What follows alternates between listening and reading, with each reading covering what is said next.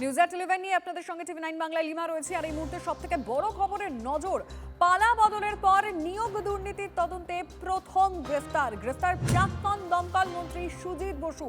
পুরো নিয়োগ দুর্নীতির তদন্তে ইডির জালে সুজিত বসু। এখন এই মুহূর্তে সুজিত বসু কোথায় রয়েছেন, এখন কি কি প্রসিডিওর রয়েছে, সব ডিটেল আগে আমি একটু জেনে নিতে চাইবো। আমাদের তিনজন রিপোর্টার সবার থেকেই সব তথ্য নেব। আগে আজিজের কাছ থেকে জানবো। আজিজ, একেবারেই ইডি দফতর সিজিও কমপ্লেক্স, সেখানেই সুজিত বসু আজ সকাল 10:30 নাগাদ তিনি তার ছেলে এবং আইনজীবীকে নিয়ে এই যে পুরো নিয়োগ দুর্নীতি সেই মামলায় তিনি আজ হাজিরা দিতে এসেছিলেন এবং প্রায় তারপর থেকে টানা 10.5 ঘন্টা ম্যারাথন জিজ্ঞাসাবাদ এবং তারপরেই তাকে গ্রেফতার করে এনফোর্সমেন্ট ডিরেক্টরেট এবং বয়ানে অসঙ্গতি, পাশাপাশি তদন্তে অসহযোগিতা করছিলেন বলে ইডি সূত্রে খবর এবং সেই ভিত্তিতেই তাকে গ্রেফতার করা হয়েছে। এবং এই মুহূর্তে তিনি ইডি দফতরেই রয়েছেন। কিছুক্ষণ আগেই তার পরিবারের তরফ থেকে তার স্ত্রী এবং কন্যা তার জন্য খাবার এবং ওষুধ নিয়ে ভিতরে যান। এবং যেমনটা এর আগেও আমরা দেখেছি যে এই যে মামলা, অর্থাৎ পুরো নিয়োগ দুর্নীতি মামলা, এই মামলায় সুজিত বসু এর আগেও ইডি দফতরে হাজিরা দিয়েছেন। দেখো, ইডি সূত্রে যেমনটা জানা যাচ্ছে, তার মেডিকেল করানোর যে বিষয়টি সেটি আজকে হওয়ার কথা রয়েছে, অর্থাৎ তাকে নিয়ে মেডিকেল করতে ইডি অফিসাররা বেরোতে পারেন, এমনটাই কিন্তু ইডি সূত্রে এখনও পর্যন্ত খবর। কিন্তু তার শারীরিক অবস্থার কিছুটা অবনতি হয়েছে, তার জন্য ভিতরে ওষুধ নিয়ে যাওয়া হয়েছে।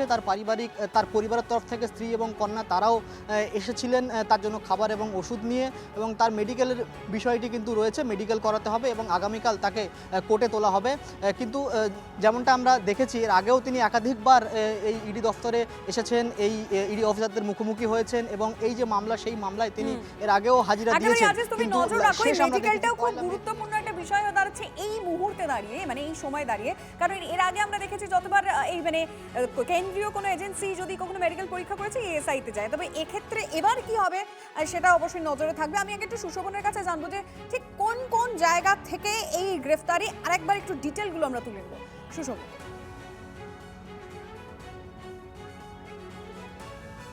দেখো, দক্ষিণ দমদম পুরসভার চেয়ারম্যান ছিলেন সুজিত বসু এবং এই সুজিত বসুকে আজকে যখন জিজ্ঞাসাবাদ করা হয় তখনই কিন্তু যে তদন্ত অসহযোগিতা এবং বেশ কিছু প্রশ্নের কিন্তু উত্তর দিতে পারেননি, সেই জন্য তাকে গ্রেপ্তার করা হয়। কিন্তু সুজিত বসুকে এর আগেও জিজ্ঞাসাবাদ করা হয়েছিল, সেই নির্বাচনের আগে।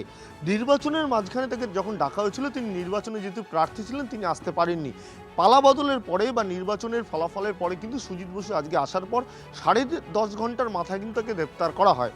যেটা গুরুত্বপূর্ণ বিষয় যে সুজিত বসুর বাড়ি এবং তার ছেলে সমুদ্র বসুর যে রেস্তোরাঁ, সেখানে তল্লাশি করা হয়। ছেলের রেস্তোরাঁয় তল্লাশি করে প্রায় 45 লক্ষ টাকা উদ্ধার হয়। কিন্তু তদন্তকারীদের মনে যেটা প্রশ্ন হয় যে একটি রেস্তোরাঁ বলা হচ্ছে, সেখানে রান্নাঘর নেই, সেখানে যারা খেতে আসবেন তাদের বসার জায়গা নেই, কিন্তু রেস্তোরাঁ বলা হচ্ছে, টাকা উদ্ধার হচ্ছে। তদন্তকারীদের সন্দেহের প্রথম এখানেই শুরু। এবং তারপর সুজিত বসুর একজন ঘনিষ্ঠ ব্যবসায়ীর বাড়িতে তল্লাশি করা হয়, সেখানে 3 কোটি টাকা উদ্ধার হয়। এবং এই যে তদন্ত করতে গিয়ে এই যে পুরনিয়োগ দুর্নীতি, এটা কিন্তু এসছিল অন্যভাবে। তুমি জানো যে যখন অয়নশীল এবিএস ইনফোসিস প্রাইভেট লিমিটেড তার কোম্পানির যখন সন্ধান পাওয়া যায় এসএসসি তদন্ত করতে গিয়ে, সেখান থেকে অয়নশীলের নাম উঠে আসে। অয়নশীলের কাছে দেখা যায় যে পুরসভায় নিয়োগ দুর্নীতি হয়েছে, সেখানে বেশ কিছু নেতার নাম উঠে আসে যারা তৃণমূল কংগ্রেসের নেতা। এবং সেই জায়গাতে কিন্তু সুজিত বসু ছাড়াও অন্যজন যারা রয়েছেন বেশ কিছু নেতা, তাদের কিন্তু জিজ্ঞাসাবাদ হয়েছে। তুমি জানো সুজিত বসুর ছেলে এবং তার কন্যা তাদেরও কিন্তু এখানে বারবার ডেকেছিল, সেখান থেকে ডকুমেন্টস নেওয়া হয়েছিল। আজকেও কিন্তু তাকে ডকুমেন্টস নিয়ে আসতে বলা হচ্ছে, তিনি ডকুমেন্টস নিয়ে এসেছিলেন, কিন্তু তদন্তে অসহযোগিতা এবং অসঙ্গতি এই দুটোকে সামনে রেখে গ্রেফতার করা হয়েছে। আবারও আসবো তোমার কাছে, আরো অনেক তথ্য জানার আছে, কারণ অনেকগুলো লিঙ্ক একেবারে পরতে পরতে রয়েছে, অনেকগুলো পুরসভা, অনেক নেতার নাম রয়েছে। এই বিষয়গুলো নিয়ে অবশ্যই আমরা কথা বলবো তন্ময়ের সঙ্গে, আমাদের সঙ্গে রয়েছেন। কিন্তু তার আগে তরুণ জ্যোতি এবারে বক্তব্য শোনাবো। একটা উইকেট পড়েছে, চিন্তা করবেন না, বাকিগুলোও পড়বে। রাজারহাট গোপালপুরে একটা বড় চোর আছে, দেবরাজ চক্রবর্তী, তার সময়ও ঘনিয়ে এসছে, তাকেও জেলে যেতে হবে। সাউথ দমদম মিউনিসিপ্যালিটির যারা এই পৌর নিয়োগ দুর্নীতির সাথে যুক্ত, তাদের অবস্থা খারাপ হবে। শুধু সাউথ দমদম মিউনিসিপ্যালিটি না, পুরো পশ্চিমবঙ্গ জুড়ে যে কটা পৌরসভায় এই নিয়োগ দুর্নীতি হয়েছে, সবার কপালে ওই জেলের ভাতই অপেক্ষা করছে। আজকে এই গ্রেপ্তারিতে সাধারণ মানুষরা খুশি, আমি খুশি। যে লড়াইটা থামবে না যতক্ষণ পর্যন্ত শেষ চোরটা জেলে যায়, ততক্ষণ পর্যন্ত। ঠিক এই বিষয়টা নিয়ে আমি কথা বলতে চাই। তন্ময় প্রামাণিক অ্যাসিস্ট্যান্ট এডিটর আমাদের সঙ্গে রয়েছেন নিউজরুম থেকে। তন্ময়, একটু আগেই অর্জুন সিং আমাদের সঙ্গে লাইভে কথা বলছিলেন, তখন মানে তরুণজ্যোতি তিওয়ারি দেবরাজের প্রসঙ্গ তুলে আনলেন, আর অর্জুন সিং বলছিলেন সুজিত বসু দিয়ে শুরু হয়েছে, অভিষেক বন্দ্যোপাধ্যায় গিয়ে শেষ হবে। এবং কোথাও গিয়ে একটা তরুণজ্যোতি তিওয়ারি গলে যেটা পরিষ্কার, দুজনেই দুই নেতার কথাতেই পরিষ্কার, শুধু এটা শুরু। তন্ময়, দেখো এখানে ব্যাপ্তিটা কিন্তু মারাত্মক, কারণ স্কুল সার্ভিস কমিশন চাকরি চুরির তদন্ত করতে গিয়ে মানে একটা জিনিস করতে গিয়ে আরেকটা জিনিস বেরিয়ে এসেছিল। ওয়াইএমসিলের কথা যেটা সুশোভন একটু আগে বলছিল, সেই ওয়াইএমসিলের বাড়ি থেকে যে সমস্ত কাগজপত্র পাওয়া যায়, মানে ইডির কথাতে একেবারে খোঁজ বলা চলে, সোনার খনির খোঁজ। তারপর তোমাকে আমি বলছি কয়েকটা উদাহরণ। উত্তর 24 পরগনা জেলা যেন নিয়োগ দুর্নীতির আখড়া ছিল। প্রায় 52টা পুরসভা এখনো পর্যন্ত যাবতীয় তথ্য সিবিআই সংগ্রহ করেছে। তার মধ্যে বেশ কয়েকটি পুরসভা নিয়ে চার্জশিট জমা দেওয়া হয়েছে। টাকি পুরসভা 15 জন, বাদুরিয়া পুরসভা 34 জন, কাঁচরাপাড়া পুরসভা 49 জন, দমদম পুরসভার 61 জন, দক্ষিণ দমদম পুরসভা 329, হালিশহর পুরসভা 39 জন, কামারহাটি পুরসভা 303 জন, উত্তর ব্যারাকপুর পুরসভা 74 জন, টিটাগড় পুরসভা 221 জন, রানাঘাট পুরসভা 201 জন, কৃষ্ণনগর পুরসভা 206 জন। মানে বিপুল কোটি কোটি কোটি টাকার দুর্নীতি এই নিয়োগ করতে গিয়ে। দুর্নীতি 2 নম্বরই নিয়োগ। এই ওএমআর সিট হচ্ছে জাল ওএমসিলের সংস্থা। নেতারা টাকার কারবার করেছেন এবং করেছেন। এখানে প্রায় 80 থেকে 85 জন তৃণমূলের বড় এবং মাঝারি মাপের নেতারা এই মুহূর্তে বলা চলে এই যে পুরসভাগুলোর কথা বলছি, এই পুরসভাগুলোর দুর্নীতির সঙ্গে যুক্ত। প্রাক্তন চেয়ারম্যান আছে, বর্তমান চেয়ারম্যান আছে, মন্ত্রী আছে, বিধায়ক আছে, এলাকার নেতা আছে, নানান ধরনের নেতা নেত্রী, বিধায়ক, প্রাক্তন মন্ত্রী সব জড়িত। ফলে যে কথাটা অর্জুন সিং বলছিলেন, তুমি প্রশ্ন করলে লিমা, যে শুরুটা হয়েছে সুজিত বোসকে দিয়ে, শেষ হবে অভিষেক বন্দ্যোপাধ্যায় দিয়ে। এটা ঠিক কি বলেছিলেন তন্ময়, একবার একটু বরং আমাদের দর্শকদের শুনিয়ে নি অর্জুন সিং মানে ঠিক কি বলেছিলেন আমাদেরকে শুনবো। যে লোকটা একটা শুধু রোলের দোকান করতো, আজকে হাজার হাজার কোটি টাকা মালিক।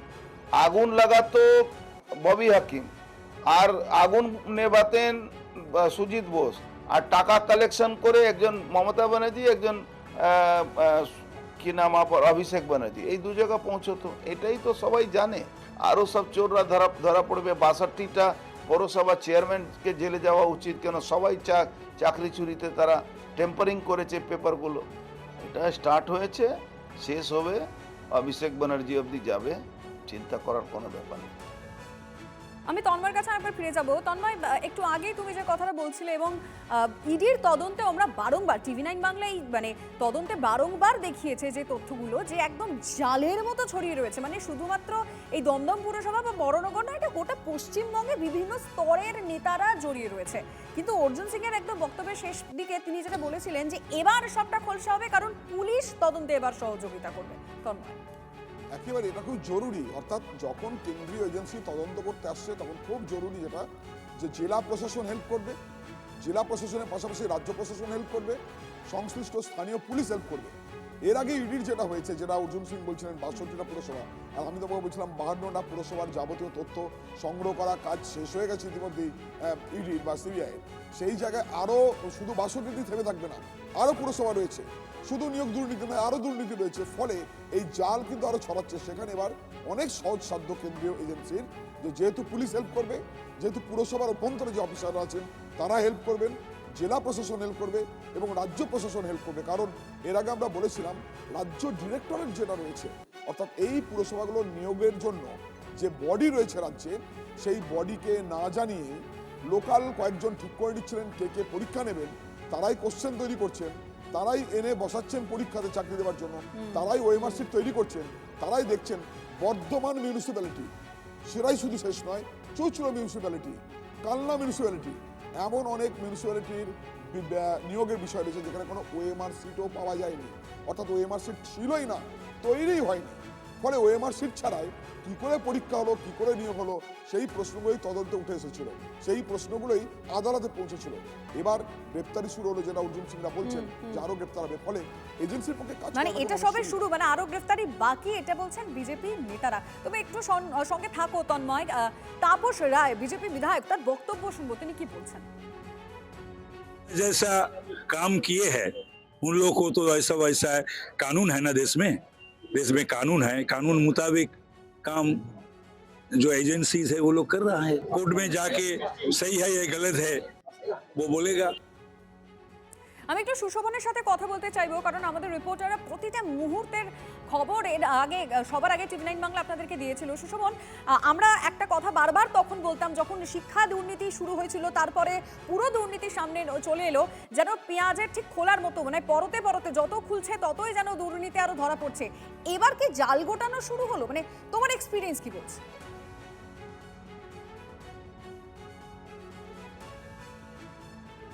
দেখো, ইডি তদন্তকারীরা এই কথাই কিন্তু প্রথমে শুরু করেছিল যে একেবারে পেঁয়াজের খোসার মতো যতটাই খুলবে কিন্তু তারপরে কিন্তু আরও তদন্ত এগিয়ে যাবে। তার কারণ এখনো পর্যন্ত তদন্তকারীরা মনে করছে যে সুজিত বসু, তাকে গ্রেফতার করাটা শুধু এখানেই নয়, গ্রেফতার করার পর তাকে জিজ্ঞাসাবাদ করতে হবে যে এই যে সুজিত বসু যে দক্ষিণ দমদম পৌরসভায় যে নিয়োগ দুর্নীতি হয়েছে, তিনি এই নিয়োগ দুর্নীতি কিভাবে জানতে পারলেন বা আদৌ তিনি জানতে পারতেন কিনা, অর্থাৎ এই নিয়োগ দুর্নীতির সঙ্গে কারা কারা যুক্ত, সুজিত বসুর সঙ্গে প্যানেলে কারা কারা ছিলেন এবং তাদের জিজ্ঞাসাবাদ করা। তুমি জানো ইতিমধ্যেই আরও অনেকজনকে জিজ্ঞাসাবাদ করা হয়েছে, যেখানে কিন্তু বেশ কিছু তথ্য উঠে এসছে এবং এই যে তথ্যের ভিত্তিতেই কিন্তু জিজ্ঞাসাবাদ করে যেটা আরও গুরুত্বপূর্ণ জায়গায় পৌঁছেছে তদন্তকারীরা, যে মূলত এই সঙ্গে কারা কারা যুক্ত এবং এই যে টাকা, যে বিপুল অঙ্কের টাকা, সেটা কোথা থেকে আসে। তার কারণ অয়ন ছিলের বাড়ি থেকে এসএসসি দুর্নীতির তদন্ত করতে গিয়ে যে ডকুমেন্টসগুলো তার বাড়ি থেকে পাওয়া গেছিলো, সেগুলো দেখা গেল যে পুরো নিয়োগ দুর্নীতি। তদন্তকারীরা তখন কিন্তু নিজেরাই পুরো নিয়োগ দুর্নীতি তদন্ত করবে বলে তার ইচ্ছা প্রকাশ করেন। এমনকি যে চার্জশিট জমা পড়েছে সিবিআই এর, সেখানে কিন্তু সুজিত বসুর নাম নেই।